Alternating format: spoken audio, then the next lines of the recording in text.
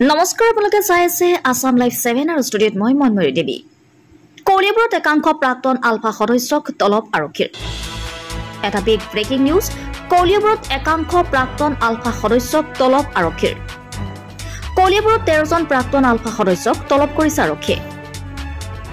কলিয়াবৰ আৰক্ষী থানাত 5 জন, জখলাবনা আৰক্ষী থানাত 2 জন আৰু উলনি আৰক্ষী থানালৈ 6 জনক সোধপোছৰ বাবে মাতিছে আৰক্ষীয়ে।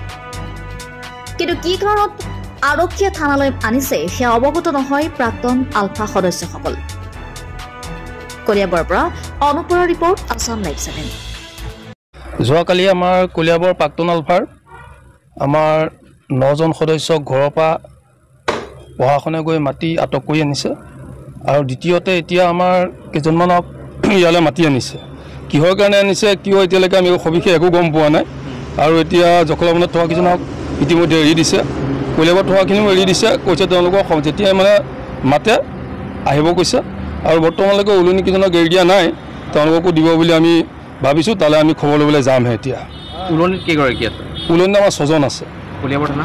কলিয়াবৰ আমাৰ উঠাই আনিছিলে এজনক আৰু বাকী 2 জনক মাতিছিলে, তেওঁলোক আহিলে। আমি একচুৱেলি উলনি থানাৰ হয়, আমি 2 জন। আমি আহিছিলোঁ তেওঁলোকক খবৰ ল'বলৈহে। লোৱাৰ পিছত আমাক ৰ'ব দিলে, ৰৈ পেলাই ঠিক এতিয়া আমাক এৰি দিছে আৰু যাব দিছে ঘৰলৈ। জখলাবনা থানা? জখলাবনাত 2 জন আছে।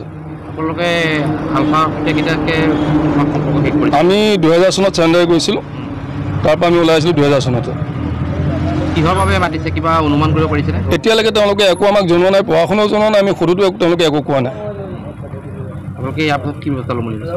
আমি ব্যৱস্থা মানে কি, আমি গোটেই সদৌ অসম যিখিনি প্ৰাক্তন আলফা আছে সকলো একলগ হৈ মিলিত হৈ আমাক কিহৰ কাৰণে চৰকাৰে এনেকুৱা ব্যৱস্থা কৰিছে সেইখিনিৰ ওপৰত আমি এটা বৃহৎ আলোচনা কৰি তাৰপিছত আমি মানে আলোচনাৰ মৰ্মে পদক্ষেপ গ্ৰহণ কৰা হ'ব।